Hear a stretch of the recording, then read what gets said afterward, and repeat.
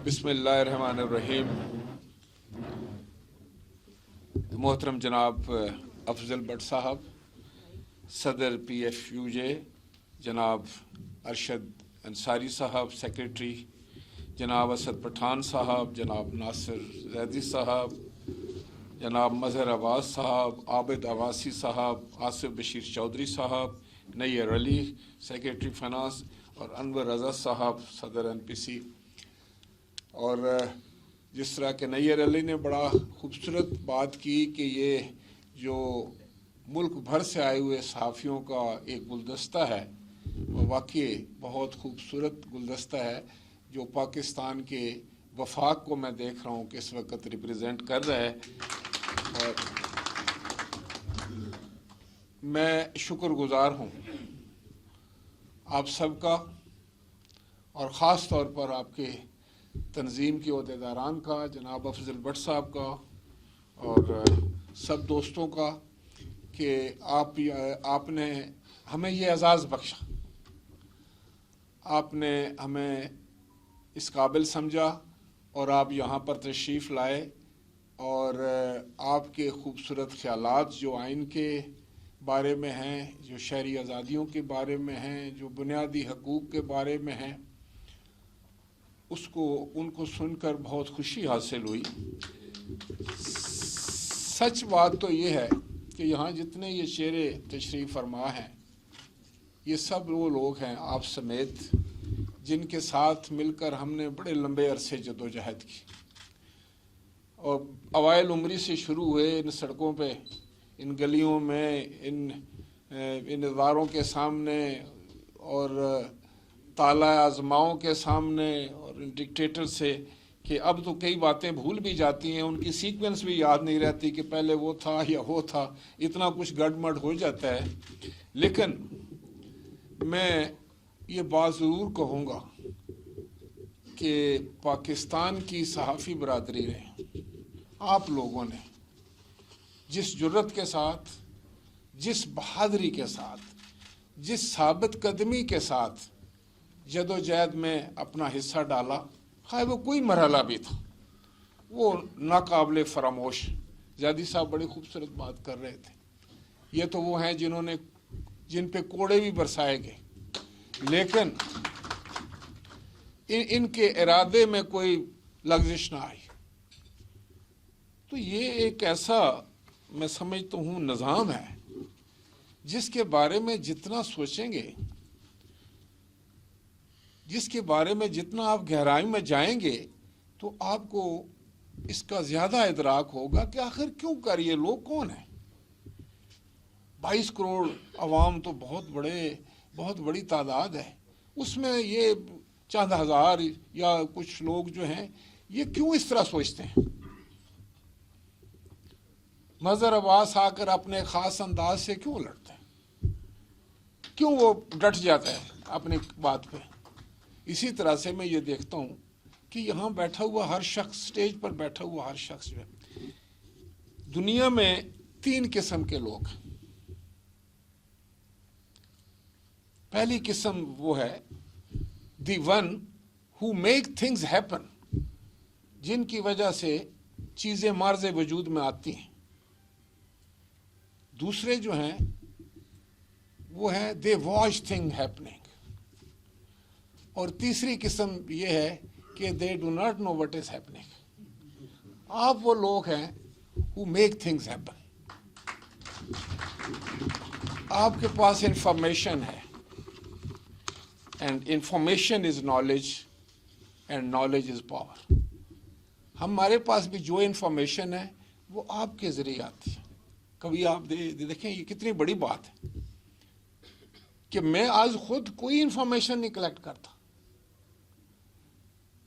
आप हैं जो मेरे इल्म में इजाफा करते हैं, आप हैं जो मुझे ख़बर देते हैं, आप हैं जो मुझे इतला देते हैं, और मैं 100% आप पर मेरा इन्हसार है, मीडिया के ऊपर, अपनी सहाफ़त के ऊपर।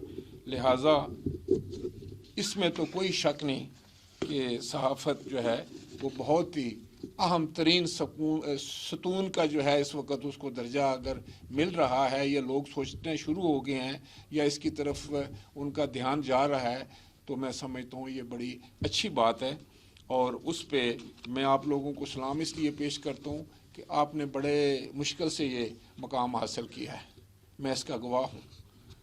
بڑی آپ لوگوں نے بھی مار کھائی ہے ہماری طرح، یہ سچی بات ہے، اور یہ کوئی معمولی بات نہیں تھی، لیکن بہرحال میں کہتا ہوں کہ ثابت قدمی کا بھی صلہ ہے اور اللہ تعالیٰ دے گا، اور باقی جو آپ کے معاملات ابھی رہ گئے ہیں میں سمجھتا ہوں کہ اب تو زمانہ بدل گیا ہے، اب بہت عرصہ کسی کو اس کے حق سے محروم نہیں رکھا جا سکتا، یہ پاسبل نہیں۔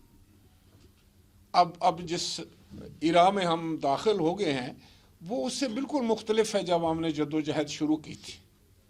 اس وقت آپ کا نظام بھی بالکل مختلف تھا، آپ کے اخبار لکھانا، خبر بنانا، پھر چھاپنا، اور وہ بھی ایک علیحدہ نظام تھا، لیکن آج تو آپ بھی ایک بڑا بالکل ایڈوانس میں ہیں۔ اس طرح میں سمجھتا ہوں کہ آپ کے جو بھی آپ کی ڈیمانڈز ہیں، جو بھی آپ کے مطالبات ہیں، ان کو ایک بالکل میں سمجھتا ہوں کہ حقیقت پسندانہ نظر سے دیکھتے ہوئے اس پر عمل ہونا چاہیے، اس کے لیے قانون سازی ہونی چاہیے۔ میں آپ کے لیے حاضر ہوں، بالکل میں آپ کے سامنے کھڑا ہو کر کہہ رہا ہوں کہ جو کچھ بھی مجھ سے بن پڑے گا میں اس کے لیے اپنی پوری کوشش کروں گا انشاءاللہ تعالی۔ میں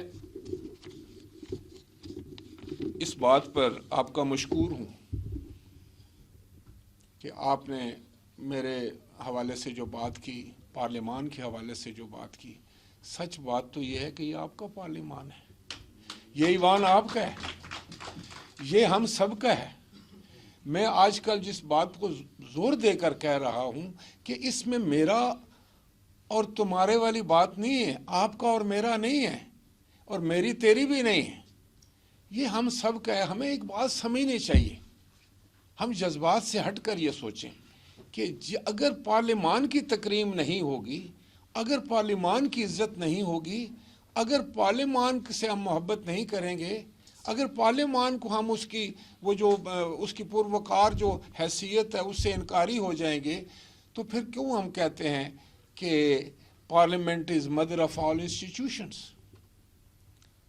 اگر ماں کی عزت نہیں ہوگی، اگر اس ادارے کی عزت نہیں ہوگی جس سے سارے ادارے جو ہیں وہ لائٹ لیتے ہیں، سارے ادارے اس سے قوت لیتے ہیں، طاقت لیتے ہیں، ان کا ہونا نہ ہونا جو ہے اس کا مرہون منت ہے، تو اس ادارے کو اگر ہم یہ سمجھیں کہ اس کی کوئی حیثیت نہیں ہے اور اس کو اگر ہم ڈکٹیٹ کرنا شروع کر دیں تو پھر ہم 22-23 کروڑ لوگوں کی جو احساسات ہیں، جو ان کے جذبات ہیں، جو ان کی میں سمجھتا ہوں کہ ایک دانشگاہ ہے، اس کو اگر ہم نظر انداز کرتے ہیں تو پھر ہم 22 کروڑ لوگوں کو نظر انداز کرتے ہیں۔ تو یہ ملک لوگوں کا ہے، یہ کسی ایک ادارے کا بھی نہیں ہے، یہ کسی ایک عہدیدار کا بھی نہیں ہے، کسی ایک میں سمجھتا ہوں کہ خواہ وہ اپنا کیبنٹ ہے یا وزیر اعظم ہے یا پریزیڈنٹ ہے، یہ سب کا اگر ہے تو صرف اس وجہ سے ہے کہ پاکستان کے 22 کروڑ لوگ اپنے اس ایوان میں، اپنے اس ایوان کے ذریعے انہیں یہ جو عہدے ہیں یا یہ فرائض جو ہیں وہ تفویض کرتے ہیں، تو اس کی پھر قدر و منزلت کیوں کم کی جا سکتی ہے؟ میں حیران ہوں اس بات پر۔ ہم سارے آئین کے پابند ہیں، جو قوم جو عزت جو ہے وہ اپنے آئین کو نہیں دیتی یا امپورٹنس نہیں دیتی، وہ یقیناً میں سمجھتا ہوں بہت بڑی غلطی ہوتی ہے۔ آئین ایک ایسا ہمارے پاس مقدس دستاویز ہے جس نے ہم سب کو ایک آپس میں اکٹھا کیا ہوا ہے، اور ہمارے لیے ایک ہر ہمارے سوال کا جواب ہوتا ہے اس میں تقریباً۔ اب ہوتا یہ ہے کہ اسی طرح پارلیمان ایک ایسی جگہ ہے جہاں آپ اس آئین کو بھی تو اس کی ترمیم کر سکتے ہیں، اس کو بدل سکتے ہیں۔ مجھے کوئی گلہ نہیں ہے سپریم کورٹ آف پاکستان سے، وہ میری سپریم کورٹ ہے، وہ میرے ملک کی ایپیکس جو ہے وہ کورٹ ہے، وہاں جا کر سارے سر جو ہے نا وہ سر نگوں کرتے ہیں، میں بھی کرتا ہوں، اس لیے کہ میں سمجھتا ہوں کہ وہ عدالت عظمیٰ ہے اور ہم سب نے اس کا عزت اور احترام کرنا ہے، اور ان ریٹرن پھر ہمیں انصاف ملتا ہے وہاں سے، وہ انصاف دینے والا ایک نظام ہے۔ تو آئین پاکستان کو اگر کسی جگہ پہ تبدیل کیا جا سکتا ہے، ری رائٹ کیا جا سکتا ہے، تو وہ پارلیمان ہے، وہ پاکستان کی عوام کر سکتے ہیں۔ ہمارے ساتھ کیا ہوتا ہے، جو مجھے گیلا بھی ہے، مظہر عباس صاحب تو ان کے پاس پوری ہسٹری ہے نظام کی۔ ایک شخص طاقت کے بل بوتے پہ جو ہے وہ پاکستان کی حکومت پہ قبضہ کرتا ہے۔ سوو موٹو اس وقت بھی ہے، لیکن سوو موٹو اس وقت سو جاتا ہے، اس وقت وہ چپ کر جاتا ہے، وہ اپنی آنکھیں بند کر لیتا ہے، وہ اس طرف نہیں دیکھتا ہے کہ کیا ہو رہا ہے۔ وہ شخص پھر آتا ہے، کہتا ہے کہ میں یہ جو کچھ کرنے جا رہا ہوں مجھے اس کے لیے لیگل کور چاہیے۔ پھر مجھے بہت دکھ کے ساتھ کہنا پڑتا ہے کہ جس آئین کا ایک کاما اور ایک فل سٹاپ جب تک 2/3 ہمارے پاس نہ ہو، اکثریت ہم بدل نہیں سکتے ہیں۔ یہی سپریم کورٹ اس شخص کو کہتی ہے کہ ہاں آپ کو کور بھی حاصل ہے، جو کچھ آپ نے کیا بہت اچھا کیا، لیکن سنیں، جانے سے پہلے ایک اور بات ہم آپ سے کہہ دیتے ہیں کہ آپ اس آئین میں جہاں چاہیں تبدیلی کر لیں، اکیلے ہی کر لیں۔ کیا یہ نہیں ہوا ہمارے ملک میں؟ آپ سارے مجھ سے زیادہ ان چیزوں کا مظہر عباس صاحب بتائیں، یہ نہیں ہوا؟ پھر دیکھیں، اگر وہ پہرے دار ہیں کانسٹیٹیوشن کے، اگر کانسٹیٹیوشن کو انہوں نے پروٹیکٹ کرنا ہے، ڈیفینڈ کرنا ہے، ویسے تو ہم سب نے کرنا ہے، لیکن اگر وہ کہتے ہیں کہ ہم اس کو انٹرپریٹ کرتے ہیں، اس کو ہم ڈیفینڈ کرتے ہیں، تو اس وقت کیا ہو گیا تھا؟ یا تو یہ ہے کہ آپ یہ سمجھیں کہ جب سویلین گورنمنٹ ہو تو یہ کمزور ہوتے ہیں، ان کا کیا ہے، جب یہ ہوں گے تو ہم ان کو دبا دبو لیں گے، اس پارلیمنٹ کو تو ہم دیکھ لیں گے۔ لیکن اگر ایک بندہ آ جاتا ہے طاقتور، تو اس کے سامنے پھر ہم بے بس ہیں۔ یا تو یہ طریقہ کار ہے، اگر یہ طریقہ کار ہے تو پھر بھی بڑی زیادتی ہے۔ پھر ہم تو وہ لوگ ہیں نا، جب کمزور تو ہم سے زیادہ کون کمزور ہوتا ہے؟ ہمارے پاس تو کوئی اختیار نہیں ہوتے پولیٹیکل ورکر سے، ہم ٹکرا جاتے ہیں جا کر، ہم جیلوں میں جا کر بند ہو جاتے ہیں، ہماری پیٹھوں پر کوڑے لگتے ہیں، ہم پھانسیاں جھول جاتے ہیں، ہمارے گھر تباہ ہو جاتے ہیں، ہمارے سارے مستقبل تاریک ہو جاتے ہیں، پڑھائیاں چھوٹ جاتی ہیں، سب کچھ ہوتا ہے نا۔ ہم تو بہت کمزور ہوتے ہیں، لیکن ہم لڑتے ہیں۔ اس لیے میں سمجھتا ہوں کہ ایک سیاسی ورکر کو، ایک پولیٹیکل ورکر کو، پولیٹیکل پارٹیز کو، ان کا جو سیٹ اپ ہے، یہ آپ کا سیٹ اپ ہے، یہ 22 کروڑ لوگوں کی دانشگاہ ہے، اس کو عزت اور تقریب دینی چاہیے۔ اب میں نے ان کو جو خط بھی لکھا ہے تو اس میں نے ان سے ریکویسٹ کی ایک قسم کی عزت کے ساتھ، میں نے ان سے کہا کہ دیکھیں، آئین پاکستان بالکل کلیئر ہے کہ جو آپ کا کنسولیڈیٹڈ فنڈ ہے اس میں سے کوئی وزیر اعظم پیسے نہیں نکال سکتا، کوئی فائنانس منسٹر اس میں سے پیسے نہیں نکال سکتا، کوئی اسٹیٹ بینک کا گورنر اس سے پیسے ایک آنا نہیں نکال سکتا، ماسٹ وائی چارجڈ ایکسپینڈیچرز کے۔ یہ آپ سب لوگ مجھ سے زیادہ آئین پڑے ہوئے ہیں یہاں پر۔ تو وہ صرف قومی اسمبلی کا اختیار ہے، قومی اسمبلی کے ممبران کا اختیار ہے صرف اس فنڈ میں سے پیسے نکالنے کا۔ اب ہمارے جو نہایت ہی قابل احترام سپریم کورٹ نے، انہوں نے کہا کہ بھائی اسٹیٹ بینک کے گورنر آپ ادھر آ جاؤ، AGPR کے تم جو ہو تم ادھر آ جاؤ، اور یہ جو ہے الیکشن کمشنر آپ بھی آ جاؤ۔ کوئی کہا تمہارے پاس کتنے پیسے ہیں بھائی؟ اس نے کہا اتنے پیسے۔ کتنے پیسے چاہیے الیکشن کے لیے؟ والے اتنے۔ کہتے ہیں یہ پیسے نکالو، اور AGPR آپ ڈیلے نہیں کریں گے، وہ جو بھی ڈرافٹ ہوگا فوراً جو ہے ان کے حوالے کرو، اور تم اگر مجھے بتاؤ کہ پیسے مل گئے اور جاؤ جا کر الیکشن کرا دو۔ کہاں گیا پارلیمان؟ کہاں گئے وہ آپ کے کانسٹیٹیوشن؟ کہاں گیا وہ آپ کا دستور؟ اب دوسری طرف میں کہتا ہوں کہ ٹھیک ہے 90 دن کے اندر انتخابات ہونے چاہیے، ضرور ہونے چاہیے، یہ بھی ایک آئین کی، یہ بھی ایک اوبلیگیٹری شک ہے۔ اب اس بحث میں تو ہم پڑ گئے، اب 90 دن میں الیکشن کرانے سے اگر ہم نے یہاں آئین کو توڑ دیا، ہم نے صرف آئین کو نہیں توڑا بلکہ ہم نے پارلیمان کو بھی جو ہے وہ بلیٹل کر دیا۔ پارلیمان کو ہم نے یہ سمجھا کہ یہ تو ویسے ہی کوئی فالتو سی چیز ہے، اگر اس کا ذکر ہے بھی کانسٹیٹیوشن میں تو پھر کیا ہے، ہم آرڈر دیتے ہیں۔ تو کیا یہ آئین کی آئین سے انحراف نہیں ہے؟ مظہر عباس صاحب، یہاں بھی آئین کی ایک شک ٹوٹتی ہے۔ پھر میں آپ کو ایک اور عرض کروں کہ میں اب اس بحث میں زیادہ نہیں جانا چاہتا کہ آئین ہی یہ کہتا ہے کہ 90 دن میں جب انتخاب ہوں گے تو ہر صوبے میں ہر حکومت جو ہے وہ ٹوٹ جائے گی، اسمبلیاں جب مدت پوری کریں گے یا اس سے پہلے ٹوٹتی ہیں تو وہاں پر آپ کو ایک کیئر ٹیکر سیٹ اپ کرنا پڑتا ہے۔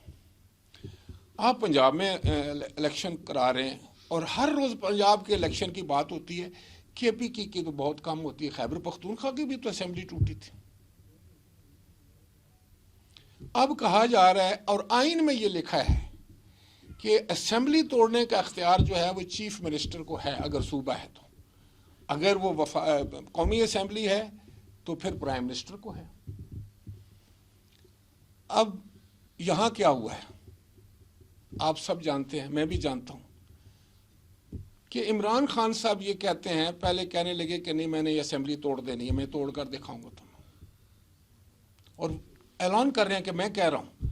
چیف منسٹر جو ہے وہ کہہ رہا ہے کہ نہیں اسمبلی نہ توڑیں، اس سے گڑبڑ ہو جائے گی، نہ توڑیں۔ وہ کہتے ہیں نہیں میں نے توڑنا ہے، اس کو بلاؤ ادھر، توڑنی ہے یا نہیں توڑنی؟ انہوں نے کہا جی اچھا چلو توڑ دیں، تو ٹوٹ گئی۔ اب انہوں نے فرمایا ہے کہ یہ اسمبلی جو میں نے توڑی ہے وہ جنرل باجوہ صاحب کے کہنے پہ توڑی ہے۔ تو کیا آئین اس چیز کی اجازت دیتا ہے کہ آپ چیف منسٹر کے کہنے پر تو نہیں لیکن آپ کسی جنرل کے کہنے پر اسمبلی توڑ دیں؟ یہ کیا آئین میں ہے؟ تو اگر ایک چیز غلط ہو گئی ہے اور بدقسمتی سے ہو گئی ہے تو ابھی آپ دیکھیں کہ آپ اس کو اس طرح ٹھیک کریں کہ کوئی بہت بڑا نقصان نہ ہو جائے۔ یہ ایک سیاسی ورکر کی سوچ ہے نا کہ آپ ابھی اس کو سنبھالیں، آپ اپنے کانسٹیٹیوشن کی عزت اور وقار رہنا چاہیے، اور جس طرح مظہر عباس نے کہا ہے کہ دو اداروں میں خدا نہ کرے کبھی ٹکراؤ ہو، بالکل نہیں ہونا چاہیے۔ یہ کوئی یہ بہادری کی بات نہیں ہے کہ ایک ادارہ کہے کہ میں نے اس کو نیچا دکھانے کے لیے یہ کہہ دیا اور دوسرا کہ میں یہ کر دوں گا، نہیں، یہ کوئی ہماری کو کسی زمین کا پھڈا ہے یا کسی جائیداد کا ہے، یہ تو تاریخ واش کر رہی ہے نا، ہمیں بھی کر رہی ہے، سب کو کر رہی ہے۔ اگر آج کوئی بچ بھی جائے گا کل وہ مجرم ٹھہرے گا۔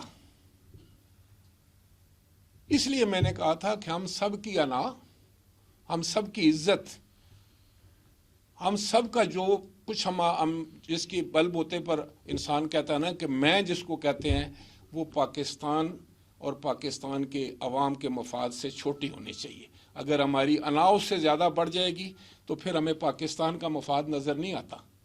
اس وقت ضرورت اس بات کی ہے کہ ہم صرف سوچیں کہ ہم پاکستان کے لیے کس طریقے سے اس گرداب سے نکل سکتے ہیں، کس طریقے سے۔ اور آپ وہ لوگ ہیں جنہوں نے، میں سمجھتا ہوں کہ جو پاکستان کے لیے سب کچھ کرنے کے لیے تیار ہیں۔ مجھے مظہر عباس صاحب ہیں، زیدی صاحب ہیں، عباس صاحب تشریف رکھتے ہیں، مہتاب صاحب یہاں پر تشریف رکھتے ہیں، آپ سب لوگ ہیں۔ مجھے تو یوں محسوس ہو رہا ہے کہ یہ کوئی ہمارے اوپر اٹیک ہو گیا۔ We are under attack. The country is under attack.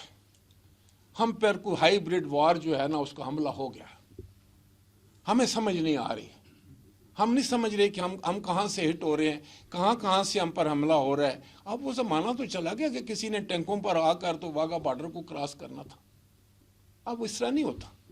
اب کیا ہو رہا ہے، اب ذرا دیکھیں، یہ ادارے ٹھیک ہے، ہمارا بھی کچھ ہوا ہوگا، ہم نے بھی پارلیمان میں کچھ باتیں کی ہوں گی، اور وہ پارلیمان ہی ایسی جگہ ہے جہاں سب باتیں ہوتی ہیں، ہم ایک دوسرے کے خلاف بھی کرتے ہیں، سب کے کرتے ہیں، لیکن اس کا مقصد کیا ہے وہ دیکھنا چاہیے بالکل پازیٹیو ہو کے۔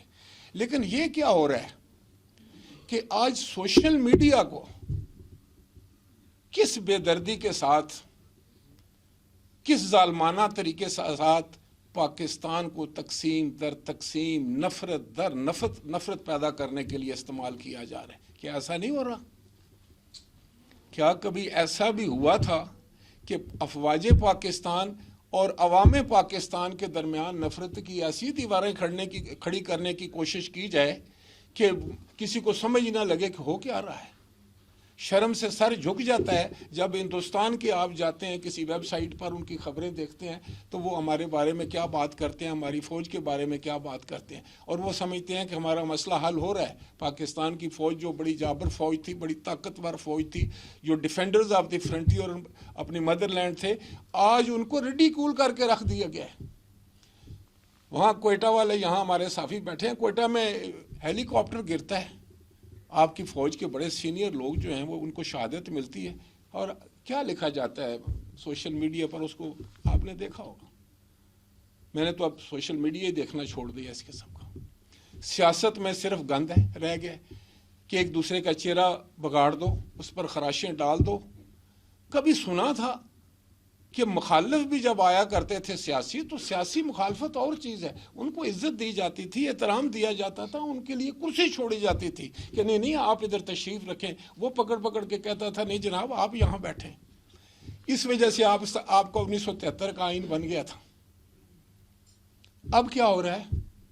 اب آپ اللہ معاف کرے ماں بہن کی گانے نکالتے ہیں سوشل میڈیا پر بیٹھ کر. یہ ہم نے اپنا یہ ساری انوائرمنٹ، یہ سارا ماحول، یہ جتنا ہم نے اپنا کلچر تھا اس کو تباہ و برباد کرنا شروع کر دیں گے اگر اسی راستے پر چلتے رہے. تو یہ سب چیزیں وہ ہیں جن کا سو موٹو لینا چاہیے، سب چیزوں کو. یہاں بھی لیں، پارلیمان نے ابھی ہم نے ایک قانون بنایا تھا کہ اگر سو موٹو لینا ہے تو آپ ایسا کریں کہ ایک کی جگہ 3 سینئر جج بیٹھ کر لے لیں اور اس پر ایک اپیل کا حق بھی دے دیں. پہلے پرائم منسٹر فیصلے کیا کرتے تھے اپوائنٹمنٹس وغیرہ کے. سپریم کورٹ نے فیصلہ کیا کہ the government means the cabinet. Government جو ہے وہ پرائم منسٹر اکیلا نہیں ہو سکتا. لیکن اگر دیکھیں کانسٹیٹیوشن میں تو کانسٹیٹیوشن ساری طاقت پرائم منسٹر کو دیتا ہے، وہاں صرف پرائم منسٹر کا نام ہے. پرائم منسٹر پھر آگے ڈیلیگیٹ کرتا ہے کہ بھئی آپ جو ہے وہ ایک محکمہ دیکھیں گے، آپ دوسرا دیکھیں گے، تیسرا. جو آئین نے طاقت جو دی ہوئی ہے، پارلیمان نے جو دی ہوئی ہے، وہ لیڈر آف دی ہاؤس کو دی ہے، وہ وزیر اعظم کو دی ہوئی ہے. وزیر اعظم ڈیلیگیٹ کرتا ہے آگے. اس کی مرضی ہے کہ وہ کو ایک وزارت دیتا ہے یا بی کو دیتا ہے. وہ 15 دن کے بعد اس سے وزارت لے کر کسی اور کو دے دے تو اس پر وہ اپیل تو نہیں ہو سکتی، کیونکہ پاور جو ہیں وہ پرائم منسٹر کی ہے. سپریم کورٹ نے کہا نہیں، آپ جو ہیں وہ کابینہ فیصلہ کرے گی. تو حکومت نے کہا یس، کابینہ کر لے گی. اب دوسری طرف سے پارلیمان نے یہ کہا کہ سپریم کورٹ کا مطلب بھی یہ ہوتا ہے کہ ججز of the supreme court, and جو جج ہوتا ہے، جو چیف جسٹس ہوتا ہے، ہی از ون آف دیم. اس کی ووٹ بھی برابر ہوتی ہے. ایسا نہیں ہوتا کہ 3 ممبر یا 4 ممبر کا بینچ ہو تو سپریم کورٹ کا جو چیف جسٹس ہو اس کی 2 ووٹیں ہوں، اس کی برابر کی ووٹ ہے. تو ان کو بھی کہا گیا جی کہ یہ ایسا کرے کہ یہ تھوڑا شیئر کر لے، اور یہ آپ 3 ججز بیٹھ کر یہی سو موٹو استعمال کر لیں، اور اس کے بعد جو ہے وہ اس کو اپیل کا بھی حق دیں کہ ہر کے اوپر اپیل کا حق جو ہے وہ ایک ضروری ہوتا ہے اور ایک انصاف کے تقاضے پورے کرتا ہے. اس پر یہ کیا ہوا، ابھی وہ اس کو اسینٹ نہیں کیا گیا. ابھی وہ ایک مرحلہ یا دوسرے مرحلے میں جاتا ہے تو اس پر یہ آپ روک دیتے ہیں، اس پر عمل درآمد روک دیتے ہیں اور کہتے ہیں کہ اگر اس کو پریزیڈنٹ اسینٹ کر بھی دے اس کے بعد بھی اس پر عمل درآمد نہیں ہوگا. تو میں سمجھتا ہوں کہ یہ پارلیمان کے اوپر جو تھا وہ اٹیک تھا. اس کا مطلب ہے کہ ہم کوئی بل بھی جو ہے وہ انیشیٹ نہیں کر سکتے. پہلے ہمیں سپریم کورٹ بھیجنا پڑے گا کہ بھئی ہم یہ قانون سازی کر رہے ہیں. کل آپ کا ہی بل ہم لے کر آتے ہیں تو ہم اس پر بحث شروع کرتے ہیں، اپنی کمیٹی کو بھیجتے ہیں، اس کو پاس کرتے ہیں، اس کو سینٹ میں بھیجتے ہیں، اس کو اسینٹ کے لیے بھیجتے ہیں، تو وہاں سے ایک اسٹے آرڈر آ جائے تو پھر where is the parliament, where is the sovereignty of the parliament? پھر کیسے ہم کہہ سکتے ہیں کہ ہم سوورن ہیں؟ تو یہ چھوٹے معاملات نہیں، یہ بڑے معاملات تھے جن کی وجہ سے کچھ میں سمجھتا ہوں یہ باتیں شروع ہوئیں جو آپ کے بھی نالج میں ہیں، اور ان کو شاید نہیں ہونا چاہیے تھا، کسی طرف سے بھی اس کو انیشیٹ نہیں ہونا چاہیے تھا، لیکن اگر ہو گئی ہیں تو اب بھی میرا یہ ہوگا اور میرا یہ گزارش ہوگی تمام سیاسی جماعتوں سے بھی، سپریم کورٹ سے بھی، اپنے پارلیمنٹ سے بھی، خود اپنے آپ سے بھی، کہ ہم سب نے پھر بھی معاملات کو سنبھالنا ہے، خراب نہیں کرنا، اور اس سارے سسٹم کو انٹیکٹ رکھنا ہے۔ کوئی چھوٹی موٹی اگر بات بھی ہو جائے تو اس کو درگزر کرنا ہے۔ اب ایک خوشائند بات ہے کہ گفت و شنید شروع ہو گئی، اچھی بات۔ امریکہ کا ایک جسٹس تھے، چیف جسٹس، تو انہوں نے آبزرو کیا کہ جب سیاسی معاملے عدالت میں آتے ہیں تو اس کا ترجمہ جو ہے نا ٹھیٹھ میں وہ یہ تھا کہ نہ عدالت کے پلے کوئی شے رہتی ہے تو نہ سیاستدانوں کے پلے کوئی چیز رہتی ہے، کیونکہ سیاستدان نے تو ہر چیز کے اوپر بحث کرنی ہے، ڈسکس کرنا ہے، اس کا تذکرہ کرنا ہے، اس پر تنقید کرنی ہے۔ فار اور اگینسٹ میں ہم بیٹھے ہوتے ہیں، ہم تو کوئی بہت اچھی بات بھی کریں تو ہمارے جو سیاسی مخالفین ہیں اس میں وہ کیڑے نکالیں گے، تو وہ نہیں، اس جج نے کہا کہ ایسا اچھی بات نہیں ہوگی کسی بھی کورٹ کے لیے کہ وہ سیاسی معاملات کو لے۔ سیاست جو ہے وہ سیاستدانوں پر چھوڑ دینی چاہیے، اس سے سیاست بھی میچیورڈ ہوگی اور اس پہ سیاستدان بھی میچیورڈ ہوگے، اور اس میں پارلیمان بھی تکڑی ہوگی۔ ہمارے 50 سال گولڈن جوبلی ہم منا رہے ہیں، ہم نے یہاں پر پوری سپریم کورٹ کو دعوت دی تھی، ہر جج کو میں نے خط لکھا تھا، وہ میں خوش ہوں اور میں ان کا شکر گزار ہوں کہ یہاں پیونی جج جو ہیں وہ یہاں پر تشریف لائے، ہمارے وہ جو سینئر موسٹ جج تھے، اور انہوں نے بڑی اچھی تقریر کی یہاں پر، اور انہوں نے تقریر دوسرے جج صاحبان نے، چیف جسٹس صاحب کا بھی میں شکر گزار ہوں کہ انہوں نے مجھے خط لکھا، انہوں نے مجھے مبارکباد دی گولڈن جوبلی کی، اور انہوں نے کہا کہ وہ اپنی جو ان کی کمٹمنٹس ہیں اس کی وجہ سے وہ نہیں آ رہے۔ دوسرے کئی ججز نے مجھے اب پیغامات بھیجے، تو میں سب کا شکر گزار ہوں۔ پارلیمان، جس طرح میں نے کہا نا کہ سپریم کورٹ بھی میری ہے، اس طرح پارلیمان، سپریم کورٹ میں جتنے بھی شخص بیٹھے ہوئے ہیں، آنریبل ججز بیٹھے ہیں، یہ پارلیمان بھی ان کی ہے، یہ ہم سب کی ہے، اور پارلیمان کے ساتھ محبت کا اور پیار کا اور ہم آہنگی کا رشتہ جو ہے وہ عوام کا ہونا بہت ضروری ہے، اس کی عزت اور تکریم ہونی ضروری ہے۔ میں آپ کو لائٹر سائڈ پہ بتاؤں بات کہ چند دن پہلے میرے پاس کچھ ممبران آئے تو مجھے کہنے لگے کہ دیکھیں آپ بڑے ورکر ہیں اور یہ ہے وہ ہے، اتنا عرصہ گزر گیا، یہ ہوا وہ ہوا، تو یہ ہماری جو آپ نے تنخواہ کیا رکھی ہوئی ہے؟ یہاں آپ نے بھی تنخواہوں کا ہی ذکر کیا تو میں ان کی طرف سے آپ کے سامنے تنخواہوں کا ہی ذکر کروں۔ تو انہوں نے کہا آپ ہمارے وزیر کو بھی اور ہمارے ممبر کو دیتے ہیں 1,60,000۔ تو راجہ صاحب 1,60,000 روپے میں ہمارا بجٹ بنا دیں، صرف چائے کا بنا دیں جو ہمارے پاس مہمان آتے ہیں، تو ہم ٹھہرے بھی دنیا بھر کے جو ہے نا مجرم سب ہم پر تنقید بھی کرتے ہیں۔ تو میں نے کہا وہ تو سیاست کرو گے تو تنقید تو ہوگی، اور بڑی اچھی بات ہوتی ہے تنقید۔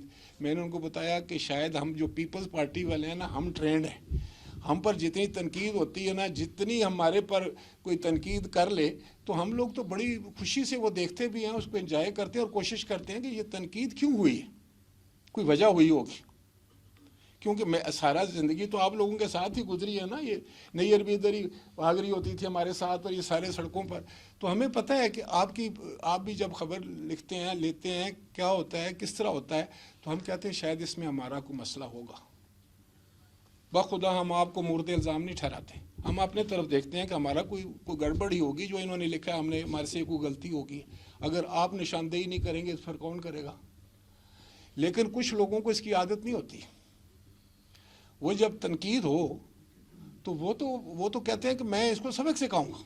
ہم نے 4.25 سال دیکھی ہے یہ بات، یہاں جنگ کے لوگ بھی بیٹھے ہوں گے، بڑے اخبار ہے، جیو کے بھی بیٹھے ہوں گے، آپ کو پتہ ہے کہ 5 سال ہم پر بڑی تنقید ہوئی، ہم نے تو کسی کو نہیں کہا کہ ہم اس کو پکڑ لیں گے، ہم اس کو گرفتار کر لیں گے، لیکن یہاں تو برداشت نہیں تھی، جو کہ وہ کہتے تھے کہ نہیں میں آپ کو پتہ ہے کہ یورپ میں کیا ہوتا ہے، مجھ سے زیادہ کوئی یورپ کو سمجھتا ہے، مجھ سے زیادہ کوئی مغرب کو سمجھتا ہے، مجھ سے زیادہ کوئی جو ہے وہ ریاست مدینہ کو کوئی سمجھنے والا ہے؟ تو ہم تو کہتے شاید بھی بہت کچھ سمجھتے ہوں گے، ہم تو چپ کر جاتے تھے۔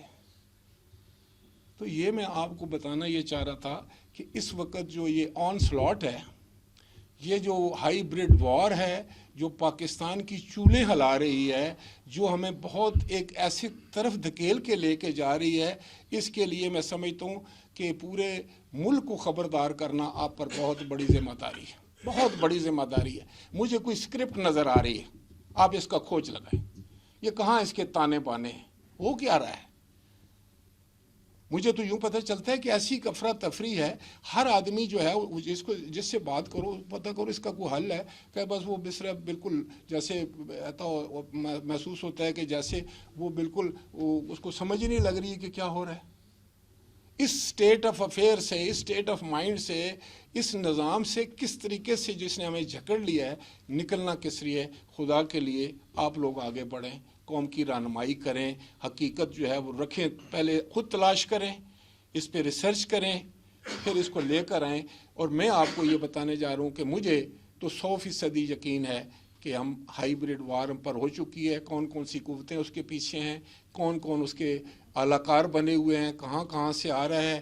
یہ پھر دہشت گردی جو ہے وہ اس نے سر اٹھانا شروع کر دیا بڑا تیزی کے ساتھ، پھر ایک دوسرے سے مارا ماری، پھر ایک دوسرے سے نفرت، پھر سارا معاشرہ جو ہے، کہیں ایسا تو نہیں ہے کہ ہم ایک دن سب نے جو ہے ایک دوسرے کے گلے کو پکڑا ہو، ہم سب ایک دوسرے کے کو خون کرنے جا رہے ہوں، ہم خود ایک دوسرے اپنے ملک کو اپنے ہاتھ سے تباہ کرنے جا رہے ہیں۔ یہ کوئی ایسا تو نہیں ہمارے ساتھ ہونے جا رہا۔ اس کے لیے میں سمجھتا ہوں کہ پارلیمان جو ہے وہ اپنا کردار ادا کرے گا انشاءاللہ تعالی آپ کی مدد سے۔ اور یہ جو 50 سال کی ہماری ہو رہی ہے گولڈن جوبلی، میں آپ کو بھی اس میں انوائٹ کرتا ہوں۔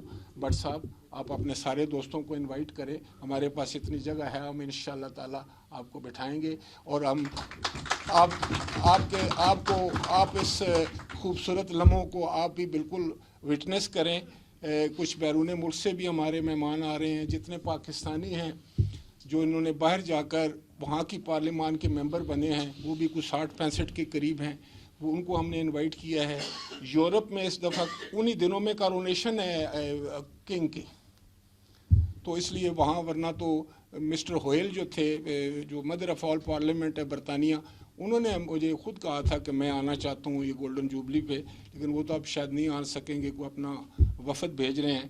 تو میں کہنے کا مقصد یہ تھا کہ ہم ایک طرف تو اپنی گولڈن جوبلی منا رہے ہیں، دوسرا ہم پر اگر یہ الزام آ جائے کہ ہم آئین کو جو ہے وہ آئین توڑ رہے ہیں، تو یہ تو ایک بڑی مذاق خیز بات ہوگی۔ اس لیے میں یہ چاہوں گا کہ نہ ہم کسی کو الزام دیں، نہ کوئی ہمیں الزام دے، ہم سب مل کر اپنے آئین کی بھی حفاظت کریں، اپنے پارلیمان کی بھی حفاظت کریں، اپنے پاکستان کی بھی حفاظت کریں، اور اس جو یہ ہائی بریڈ وار ہے اس کے خلاف ہم صف آرا ہو جائیں، اور صرف آپ کر سکتے ہیں۔ دیکھیں اگر سوشل میڈیا ہے نا، یہ صرف اب تو مظہر عباس یہ کہا جا رہا ہے کہ روبوٹ لگے ہوئے ہیں، آپ یہاں سے 2:03 پر میں نے دیکھا ہے کہ ٹویٹ ہوا ہے، اور 2:03 پر ہی 5000 ری ٹویٹ ہوئے، یہ روبوٹس کر رہے ہیں۔ تو پھر یہ تو کوئی ہائیبریڈ وار ہوگی نا۔ ہم تو پرانے سیاسی ورکر ہیں، ہم تو ابھی بھی خبر لکھ کر تو آپ کے پیچھے جائیں گے کہ یہ لیں جناب، اس کو ذرا ٹھیک کر کے چلا دیں آج۔ بہت شکریہ، اور ایک دفعہ پھر آپ کا شکریہ کہ آپ نے ہمیں یہ عزت بخشی، اور اللہ تعالیٰ آپ سب کا محافظ ہو۔ بہت مہربانی۔ ہوا یہ کہ پہلے ہمارا یہ تھا کہ کیونکہ سٹاف بار بار میں یہ کہہ رہا تھا کہ اسپیکر صاحب نے شادی پہ جانا ہے، تو آپ نے مختصر سے مختصر کرنا ہے۔ یہ تو بلکہ 4 بجے قریب مجھے آصف بشیر چوئی صاحب نے کال کی کہ سٹاف نے کہہ دیا کہ اسپیکر صاحب شادی پہ نکل رہے ہیں تو شاید نہ آ سکیں، تو اس لیے سٹاف یہ کہہ رہا ہے کہ آپ جانے اور اسپیکر صاحب جانے، ہم نے آپ کو انفارم کر دیا ہے۔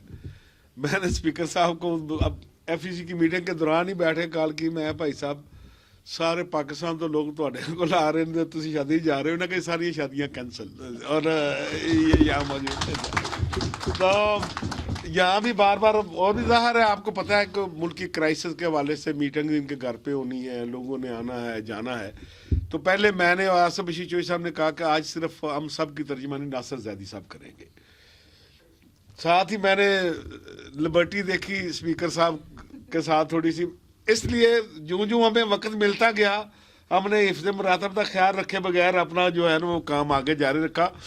तो बहरहाल बहुत शुक्रिया राय परवेज़ शिफ साहब, हमेशा से वर्कर के साथ फुटपाथ पर से लेकर पार्लियामेंट तक और वज़ीर आज़म हाउस तक जहाँ जहाँ गए इन्होंने कभी वर्कर को फरामोश न किया, और हम इनके शुक्रगुजार हैं। और हमारे दोस्त मेहताब खान साहब, जिन्हें हम कभी किसी चैनल या अखबार का मालिक नहीं समझते, इन्हें हमेशा हम अपना हिस्सा समझते हैं, ये हमारे साथ मौजूद हैं, हमारे लिए बड़ी ऑनर की बात है।